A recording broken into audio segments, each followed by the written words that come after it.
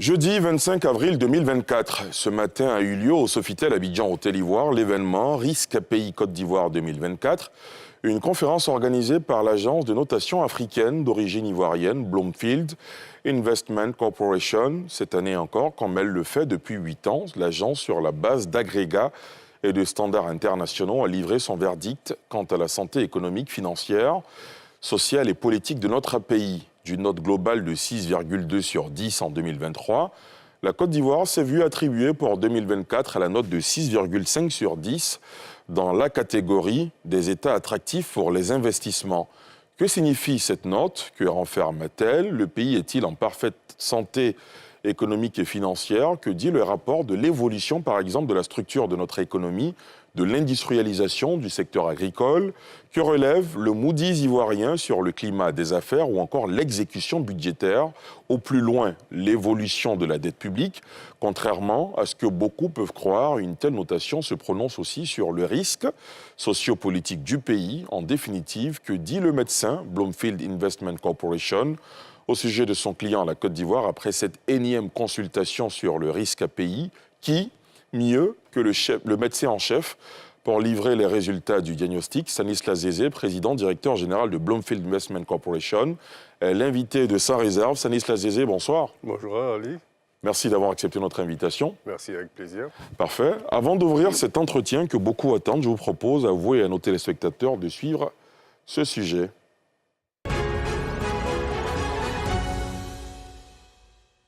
La 8e édition de la conférence Risque Pays s'est tenue ce jeudi 25 avril et a permis de dévoiler la notation financière de la Côte d'Ivoire, qui se fixe désormais à 6,5 sur 10. L'initiative émane de l'agence Bloomfield Investment Corporation, fondée en 2007 par Stanislas Zézé, l'invité du jour de Sans Réserve. Si son objectif à la création de cette agence d'évaluation du risque crédit était de fournir une notation qui tienne compte des réalités locales, aujourd'hui, il a su positionner son entreprise comme une référence dans la sous-région et au-delà, avec une présence effective dans plusieurs pays d'Afrique francophone et anglophone, mais aussi en France et en Angleterre. Avant de devenir cet entrepreneur chevronné, Stanislas Zézé a occupé les fonctions de senior risk analyst à la Banque mondiale, directeur de projet, directeur du risque PME et PMI pour la National Bank of Detroit, senior country credit analyst à la BAD et directeur régional du risque crédit pour l'Afrique de l'Ouest et du Centre, à Shell Oil Product Africa. Sur le plan universitaire, Stanislas Zézé est diplômé de l'Institut des sciences politiques et économiques et de l'école d'administration de l'University of Michigan, où il a obtenu un MPA, Master of Public Administration, avec une spécialisation en gestion de risques financiers et planification stratégique en développement économique. Outre sa casquette de financier, il a publié en 2022 L'homme aux chaussettes rouges, un ouvrage autobiographique coécrit avec l'écrivain Pacome Kipré. Au quotidien, ce fils de militaire et père de 2 enfants partage sa vie avec Jeanne Sissoko Zézé, un soutien indéfectible qui a contribué significativement à faire de lui le puissant entrepreneur, aujourd'hui reconnu. Stanislas Zézé a à son actif plusieurs distinctions, dont le prix de la gouvernance d'entreprise, le prix de meilleur financier et l'élévation en qualité d'officier de l'ordre national. Stanislas Zézé, 8e édition de la conférence Risque Pays Côte d'Ivoire. Le bébé d'il y a 8 ans, Bloomfield Investment Corporation, commence à prendre du galon. Effectivement, je crois que si on arrive à la 8e édition, c'est que progressivement cet événement devient une sorte d'institution, devient un événement incontournable pour la Côte d'Ivoire. Je me rends compte de l'engouement grandissant des acteurs, des partenaires, des investisseurs de la Côte d'Ivoire qui attendent ce rapport avec impatience et qui attendent cette conférence débat avec impatience. Et nous voyons que les débats sont de plus en plus élevés et une participation effective des membres du gouvernement de la Côte d'Ivoire, ce qui montre bien l'engagement à rentrer dans des débats contradictoires et des débats d'idées sur des plateformes économiques comme celle-là. C'est important que votre pays vous fasse confiance et vous confie ce genre de notation.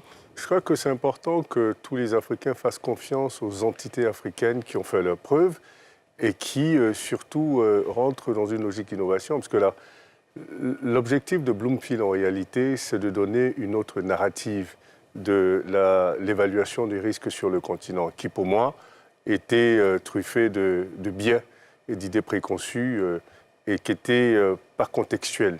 Quand cela a été fait par d'autres agences Effectivement, et je crois qu'on est venu rajuster un peu ce biais-là, et on a bien prouvé par A plus B que le risque doit être évalué dans son contexte pour que ça fasse sens. Que dit le risque pays Côte d'Ivoire 2024 ? L'année dernière, c'était une note de 6,2 sur 10. Cette année, 6,5. Il y a eu une légère progression. Que cache cette progression ?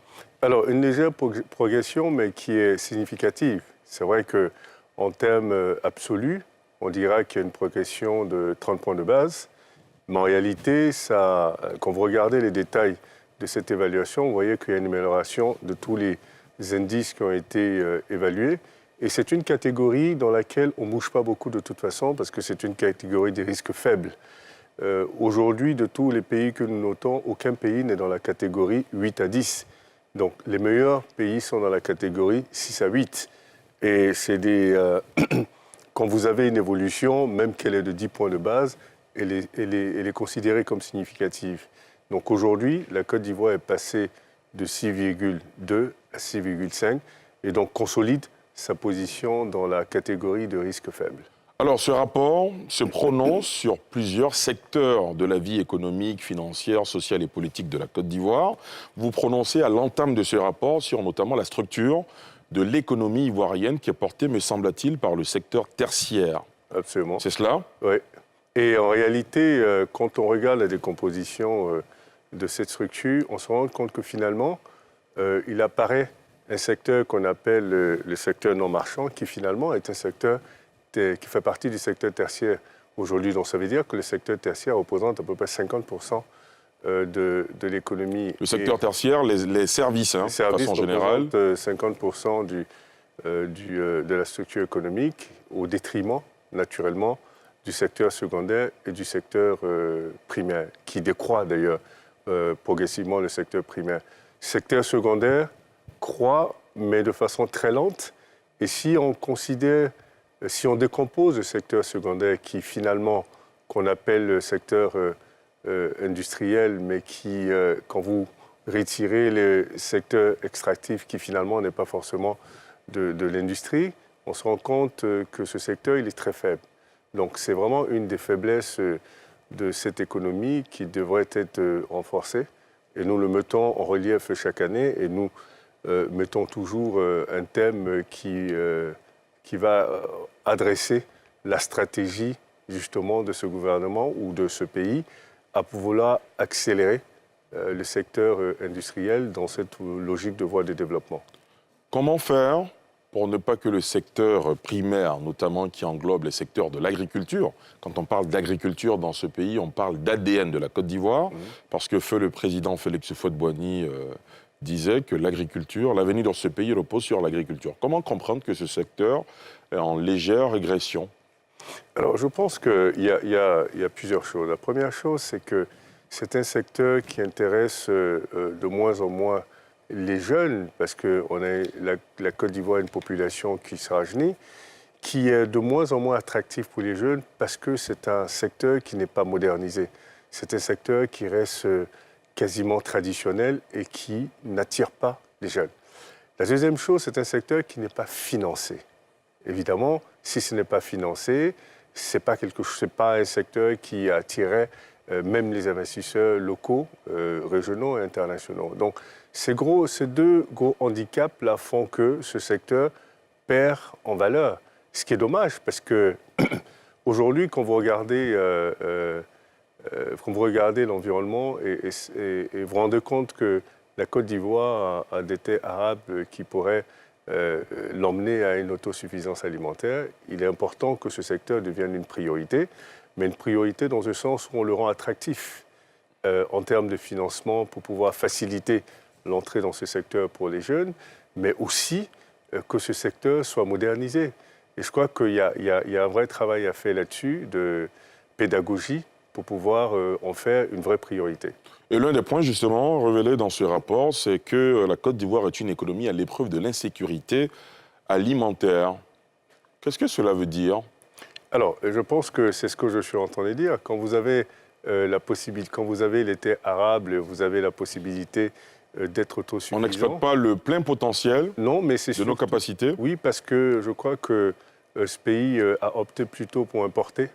La majorité importer des produits agricoles, importer des produits halieutiques, alors qu'elle a la possibilité, ce pays a la possibilité justement de produire tout ça.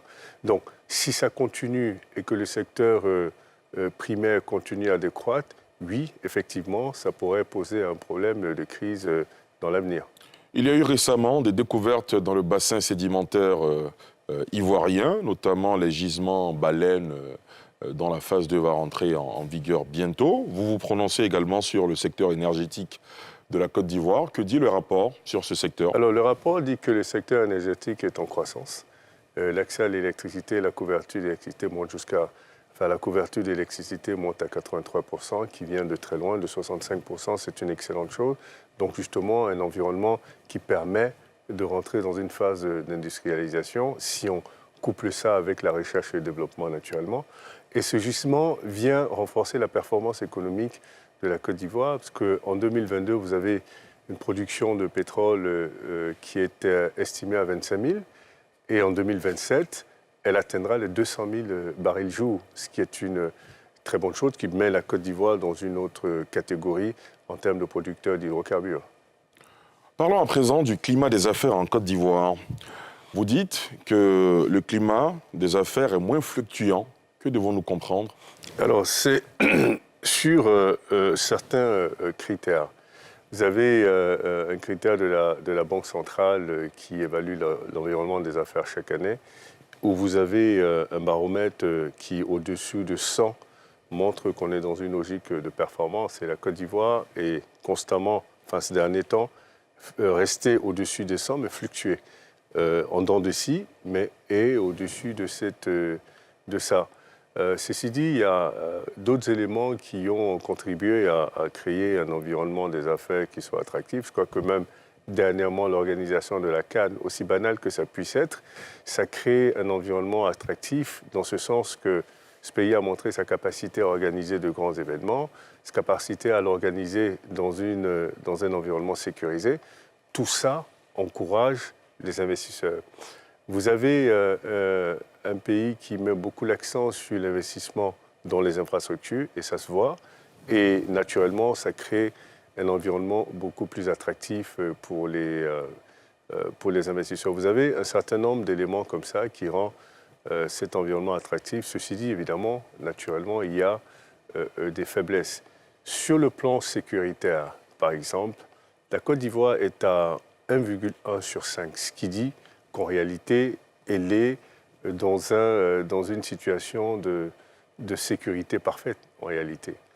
Ceci dit, nous avons des alertes sur le nord de la Côte d'Ivoire, avec les pays limitrophes qui sont en proie à terrorisme, avec un spillover sur la Côte d'Ivoire. Et les États-Unis ont donné une alerte il n'y a pas longtemps, qui doit être prise très au sérieux naturellement, parce qu'on a affaire à un pays dont les services de renseignement sont certainement les meilleurs au monde. Donc ces alertes ne sont pas anodines. Et donc aujourd'hui, c'est important que ce pays se prononce sur les mécanismes qui sont mis en place pour contenir justement cette probabilité de spillover et comment également elle gère les réfugiés qui descendent, parce qu'il me semble qu'il y a un mécanisme qui est mis en place et qui pour l'instant contient, mais combien de temps ça peut durer? Est-ce qu'on anticipe plus de réfugiés? Donc toutes ces questions sont des questions qui pourraient avoir un impact plutôt, si vous voulez, réduire l'attractivité du climat des affaires. Est-ce que votre rapport se prononce sur la lutte contre la corruption? Mais absolument. Que dit-il? Alors, il dit qu'il y a des efforts qui sont faits en faisant des réformes et mettant en place un certain nombre de structures qui combattent la corruption, notamment l'autorité, la haute autorité de la bonne gouvernance qui a mis en place un certain nombre de plateformes. Ceci dit, le rapport dit aussi que ces dispositifs a réalisé des progrès, mais qui sont limités, et que l'organisation même de ce dispositif a des limites.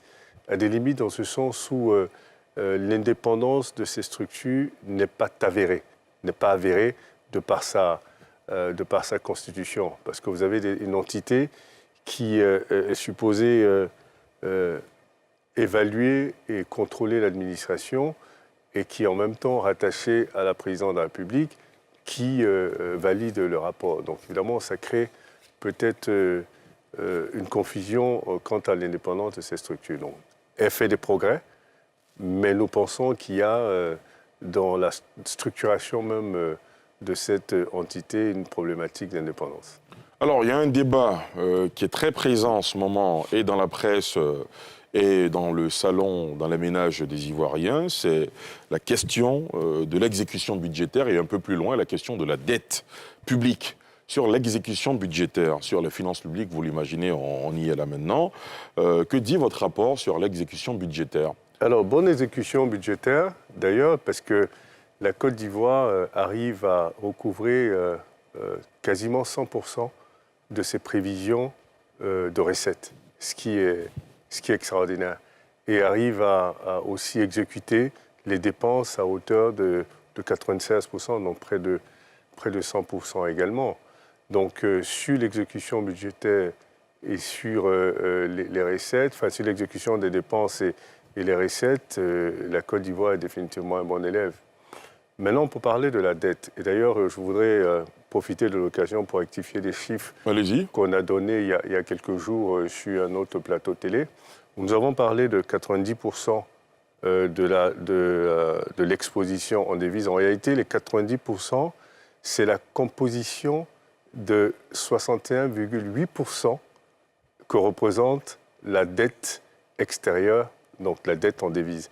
Et quand vous décomposez en 100%, sur 100%, vous avez 10% de ZOF, donc de CFA, qui sont aussi considérés comme des devises parce que c'est la dette de la BOAD qu'on considère comme des devises, même si c'est libellé en CFA, et 90% en devises étrangères.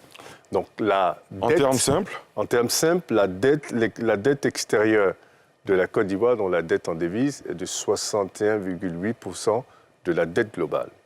Donc quand on parle de dette, il y a 3 éléments qui sont fondamentaux et importants. Absolument. Il y a le stock de la dette sur le PIB, donc il va déterminer si le pays est surendetté, modérément endetté ou faiblement endetté. Il y a le service de la dette qui va montrer si la Côte d'Ivoire est capable de rembourser sa dette ou pas.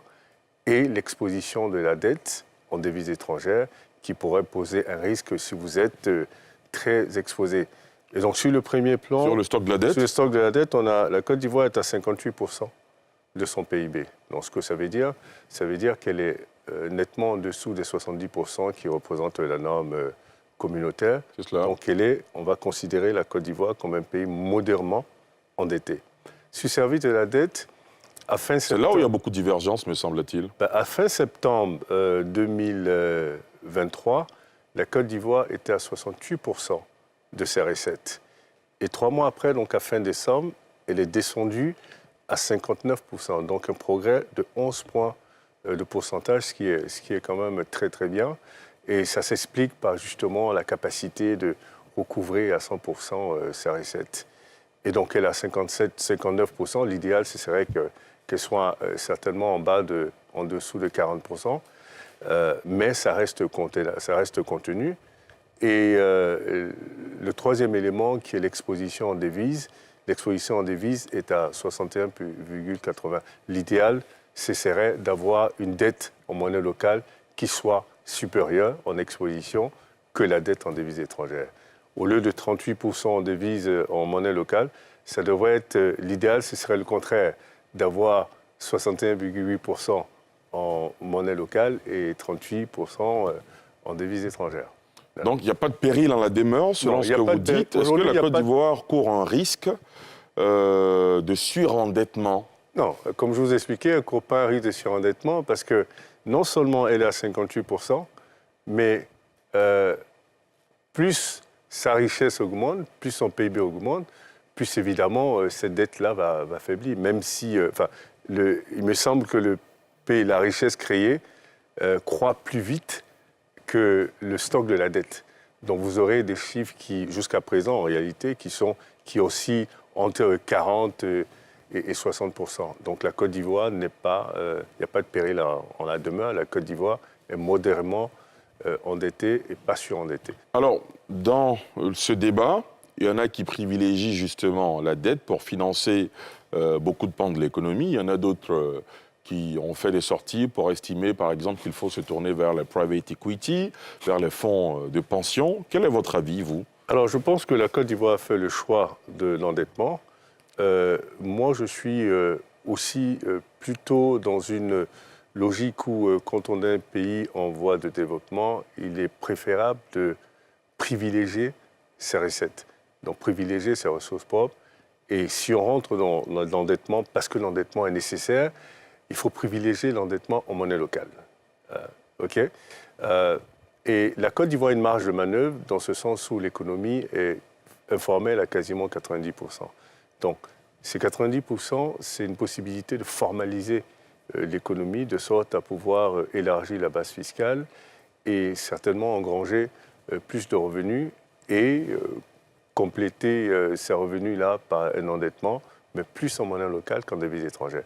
Évidemment, il n'est pas incongru de s'endetter en devises étrangères, mais il faut limiter parce que quand on est un pays rentier, le niveau de réserve des devises finalement est faible, dans ce sens où on importe plus qu'on exporte finalement.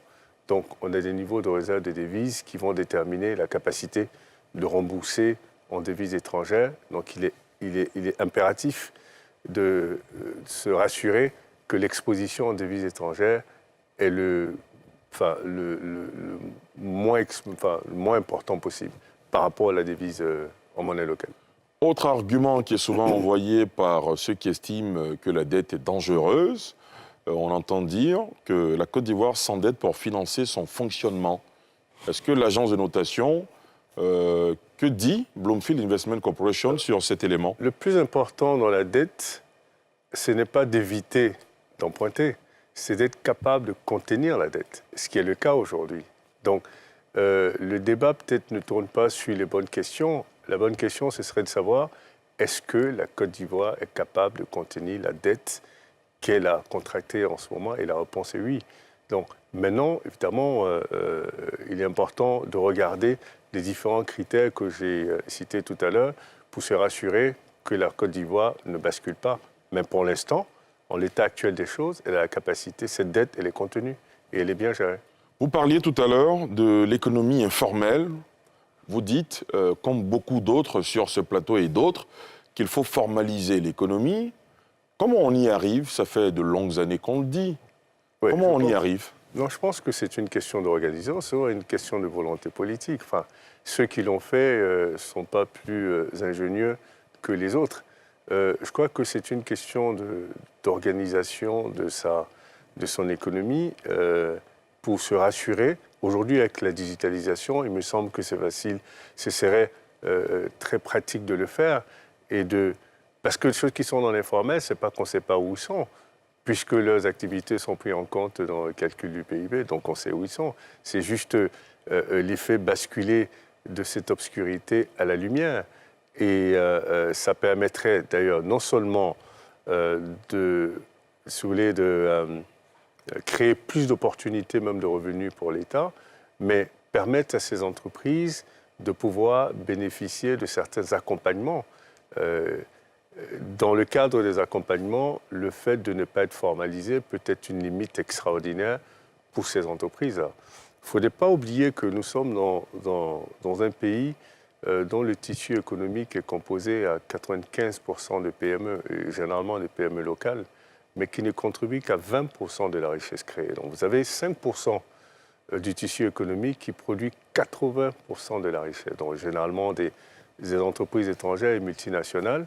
Et donc, formaliser l'économie permettrait de peut-être faire un bascule et d'une et puis de deux, une économie ne peut pas être résiliente à long terme si l'essentiel de sa résilience repose sur la force des entreprises multinationales dans ce pays. Et je crois qu'il est extrêmement important de comprendre l'importance que les entreprises locales dominent l'économie domestique. Et c'est ça qui crée une résilience à long terme. La Côte d'Ivoire est un pays résilient, mais cette résilience reste à moyen terme. Une crise intérieure prolongée va certainement réduire de façon significative cette résilience. Certainement. Oui. Très bien. Stanislas Zézé, vous avez également votre mot dans ce rapport sur la loi de finances 2024 et l'année fiscale. Que disent les recommandations sur ces sujets? Écoutez, je crois que sur ce sujet, nous avons parlé de la limite d'un certain nombre de mesures qui ont été prises, mais dont la mise en application perdue pour créer un vrai état de droit, pour créer une situation qui certainement permettrait d'améliorer l'environnement des affaires. Mais à la fin de la journée, malgré cette lenteur, nous sommes dans un pays où cette volonté politique de prendre justement ces mesures est déjà un premier pas. Même si la mise en application de certaines mesures sont lentes, certains effets sont positifs, pourraient être davantage positifs s'il y avait une accélération dans la mise en application de ces mesures-là. Autre bon point que vous relevez dans le chapitre où vous évoquez le système monétaire et financier, c'est le niveau d'inflation, qui est en baisse continue. C'est une bonne chose? Oui, c'est une bonne chose, mais ça reste quand même au-dessus de la moyenne. Oui, nous sommes à 4,4%, donc qui est au-dessus de la moyenne de 3%. Mais en sachant que c'est la conséquence justement non seulement des crises internationales, mais aussi de la Covid. Donc depuis la Covid, je crois que les crises successives ont amené à ces niveaux d'inflation. Avant, la Côte d'Ivoire était toujours en dessous de ces 3%-là. Et c'est pareil également pour le déficit budgétaire, qui est aussi une conséquence de ces crises-là. Mais parlons du financement de l'économie. Ce qu'on a mentionné aussi dans le rapport, c'est que les banques, en réalité, ne sont pas nécessairement outillées pour le financement des économies comme ceux de la Côte d'Ivoire, qui sont en réalité à majorité des économies avec des PME. Donc, la configuration des critères de financement des banques suit la logique de financement à court terme avec des conditions qui ne sont généralement pas remplies par les PME, fait que là, par exemple, regardez, l'année dernière, le financement de l'économie a progressé seulement de 1,3%. Donc ça montre qu'aujourd'hui, ce qu'il faut pour les PME dans ce pays, il faut des fonds d'investissement. Parce que les PME ont besoin de trois choses. Un accompagnement pour renforcer leurs capacités, un financement long et une bonne gouvernance. Et les fonds d'investissement, justement, mettent ça à disposition, ce que les banques ne font pas. Ceci dit, il n'y a non seulement pas de fonds d'investissement qui accompagnent les PME, mais les fonds d'investissement qui sont là sont avec des coupons plus élevés. Aujourd'hui, il faut des fonds d'investissement en monnaie locale avec des coupons qui soient adaptés aux besoins des PME. Et je crois que c'est ce qui va transformer justement cette économie. Et comment favoriser l'avènement de ces fonds d'investissement pour booster les PME? Il faut les créer. Je crois qu'au lieu de mettre en place des fonds de garantie pour PME, tous ces fonds devraient plutôt être mis dans des fonds d'investissement pour PME. Donc c'est encourager des Ivoiriens qui ont la capacité de créer des fonds d'investissement et que les fortunes ivoiriennes et les programmes qui voudraient mettre des fonds de garantie pour les PME mettent plutôt ces fonds-là dans les fonds de fonds d'investissement qui prendraient des parts dans les PME et remplit les trois conditions que je dis qui permettraient aux PME de devenir des PME. Aujourd'hui, de devenir des PME solides. Parce qu'il ne suffit pas de créer des entreprises. Chaque année, on vous dit de nombreuses entreprises se créent. Il s'agit de créer des entreprises solides. C'est cela. Et l'idée des fonds d'investissement, nous avons avec la BAVM, vous avez un compartiment PME. L'idée, ce serait de créer des fonds d'investissement qui rentrent dans les PME pendant 5 ans, 7 ans et qui sortent par la bourse. Donc ça veut dire qu'on aurait des PME, non seulement qui deviennent solides, mais après qui rentrent dans un système de compliance qui leur permet de rester des PME compliant qui vont certainement atteindre un niveau beaucoup plus important. Stanislas Zézé, comme je le disais à l'entame de cette émission, beaucoup ne s'imaginent pas qu'un rapport tel que celui de Bloomfield se prononce également sur le risque sociopolitique. Parce que nous sommes dans un pays, l'économie, les finances, tout va bien, parce que le système sociopolitique également va bien. À ce sujet-là, vous parlez d'un système démocratique participatif. Oui. Alors, ce que nous disons surtout, c'est que nous disons que il y a une certaine stabilité politique, mais qui est limitée dans le temps. Et qui est limitée finalement, qui est liée finalement au cycle électoral, et ce qui ne devrait pas être le cas. Pourquoi ? Parce que je crois que l'histoire de ce pays a montré que entre deux élections, il y a possibilité de consensus politique, mais quand on se rapproche des élections, ça devient une source de stress. Alors que les élections devraient être, si vous voulez, un événement banal de la démocratie. Finalement, pour faire un bilan, pour décider si on reconduit les leaders politiques ou pas. Et aujourd'hui, devient une source de stress. Ce que ça veut dire que la visibilité à long terme sociopolitique dans ce pays est limitée. Et donc, les investisseurs, en réalité, vont certainement, dans leur réflexion et leurs décisions d'investir, vont être dans une logique de moyen terme. Alors qu'en réalité, pour avoir plus d'impact, il faut que ce soit long terme. Donc, ça veut dire qu'il y a nécessité d'une réforme du modèle politique, OK, et de la gouvernance politique dans ce pays pour créer une stabilité à plus long terme. Quand vous dites réforme, pour aller vers quel modèle, par exemple ? Écoutez, je crois que depuis les indépendances, ce pays a opté, et comme à l'instar de beaucoup de pays africains, opté pour la concentration de pouvoir au lieu de l'équilibre de pouvoir.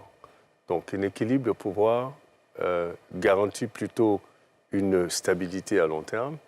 Une concentration de pouvoir peut créer des frustrations, peut créer un déséquilibre et créer justement ces tensions qui sont des tensions répétitives.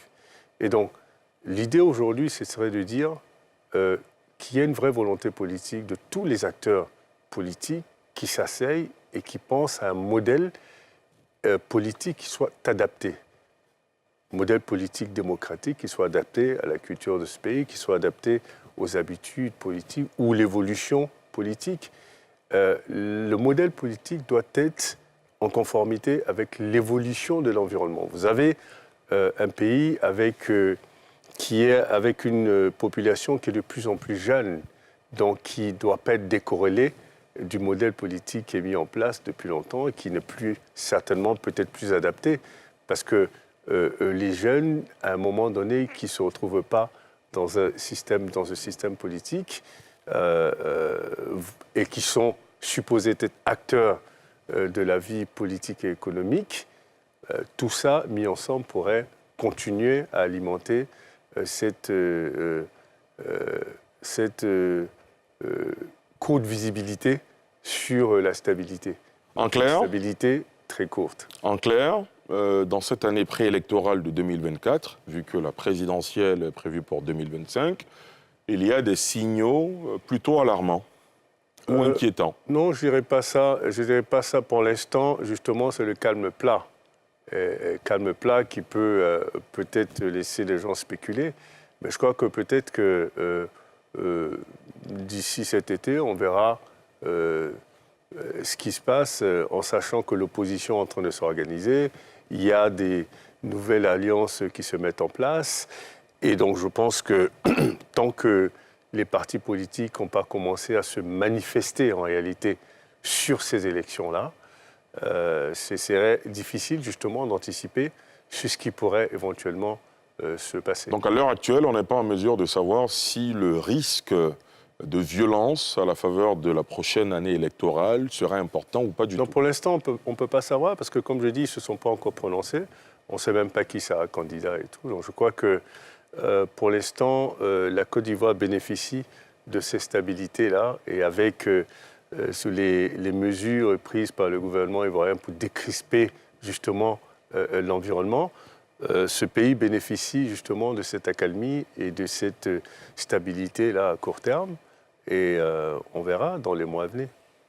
Alors, votre rapport révèle également un développement humain non structurel. Que devons-nous comprendre? Alors, en réalité, la Côte d'Ivoire a baissé dans l'indice de développement humain des Nations Unies, donc qui était un pays à développement humain modéré, et est descendu à un pays à développement humain faible. Et sur deux critères essentiels. La courte longévité de la scolarisation et la réduction de l'espérance de vie. Donc ces deux indices-là ont fait que la Côte d'Ivoire a chuté dans la catégorie de développement humain faible, de modéré à faible. Vous prononcez également sur le système sanitaire qui serait en souffrance du côté de sa demande. Oui, écoutez, je pense que le système sanitaire a toujours été une faiblesse dans ce pays.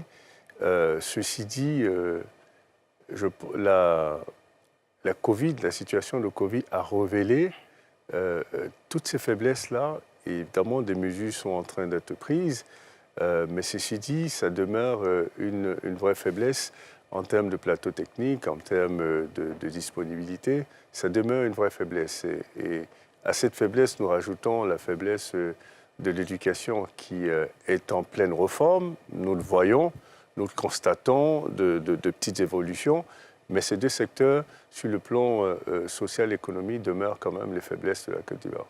Sanusi Sesé, bientôt nous serons au terme de cet entretien. Avant que vous ne donnez les réponses des internautes qui vont vous poser des questions en direct, au terme de cette conférence RIS-Pays Côte d'Ivoire, vous avez donné plusieurs éléments au cours de cet entretien.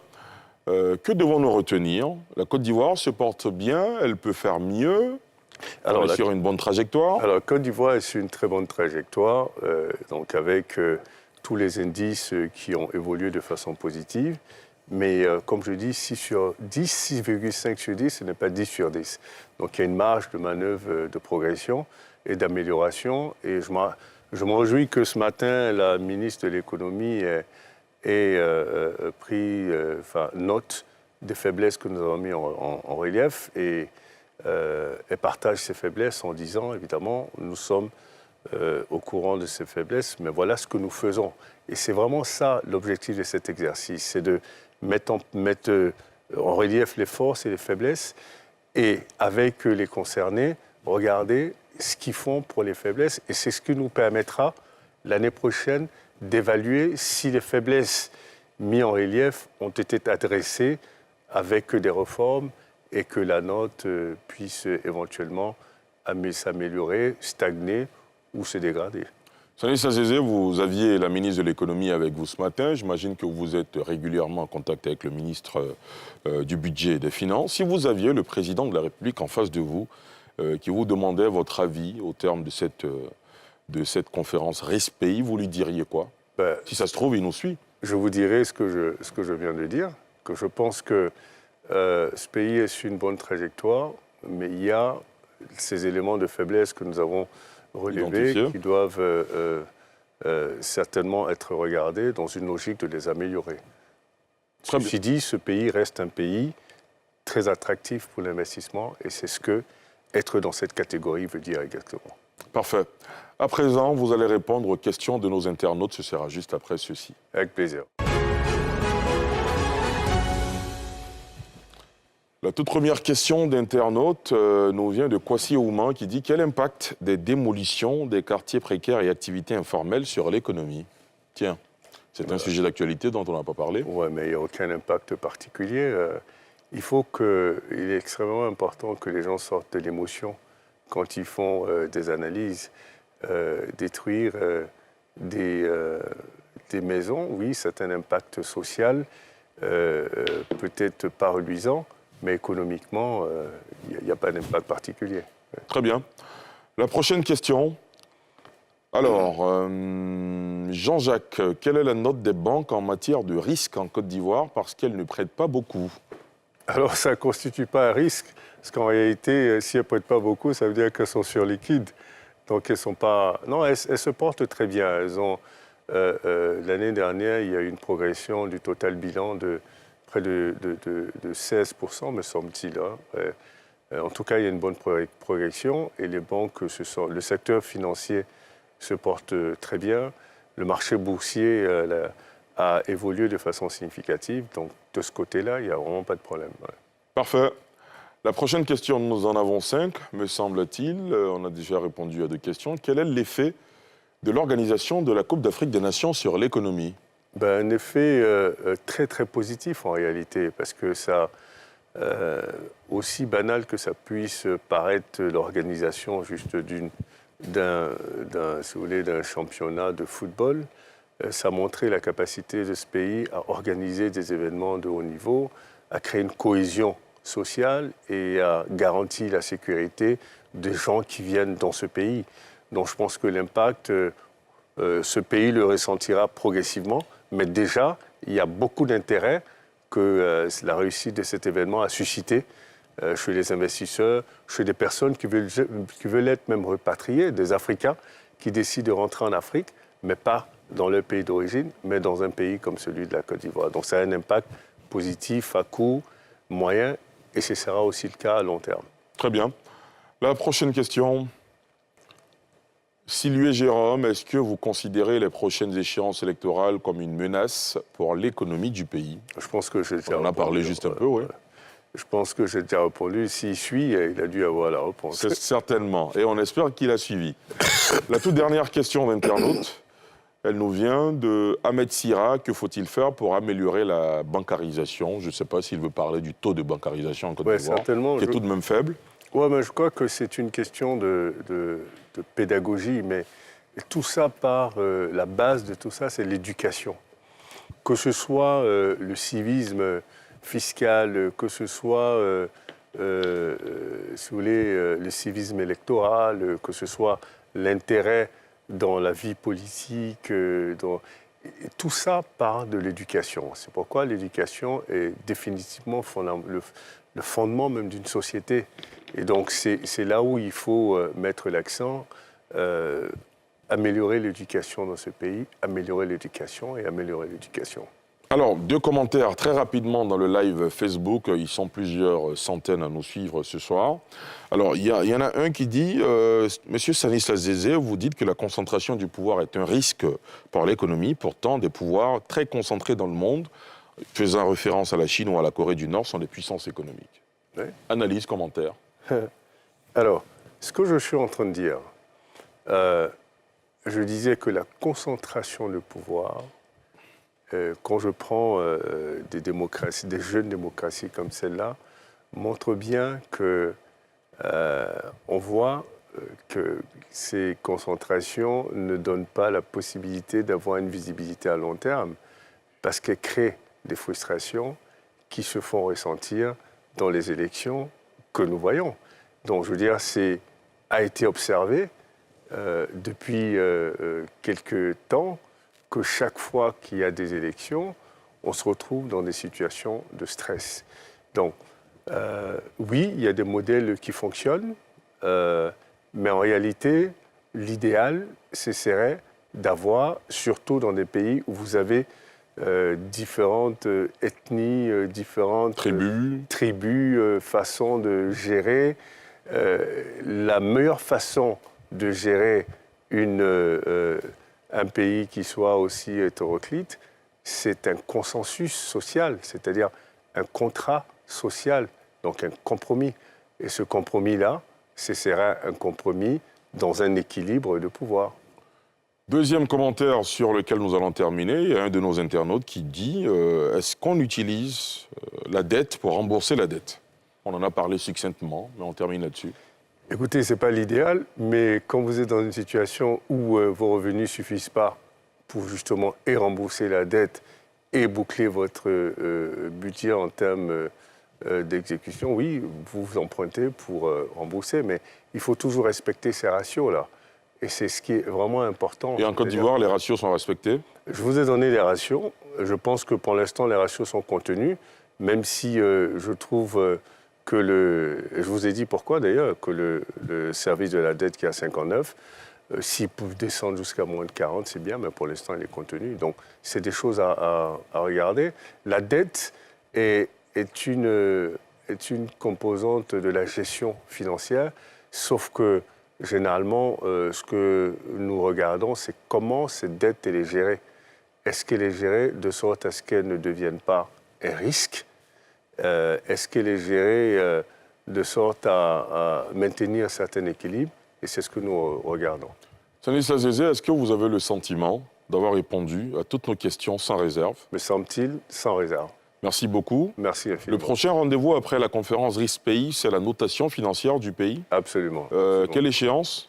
Alors, nous sommes dans le processus, là. Enfin, nous devons commencer le processus bientôt, en sachant que la Côte d'Ivoire, en notation financière, est aussi dans la catégorie des risques faibles, parce qu'elle a la note avec Bloomfield pour leur monnaie locale de A+. Stanislas Zézé, merci beaucoup d'être venu sur le plateau de Sans Réserve. Merci infiniment. Merci beaucoup. Merci. Merci à vous, chers téléspectateurs et internautes, de nous avoir suivis. Rendez-vous jeudi prochain pour un autre numéro. Je vous souhaite de passer une excellente soirée sur la nouvelle chaîne ivoirienne.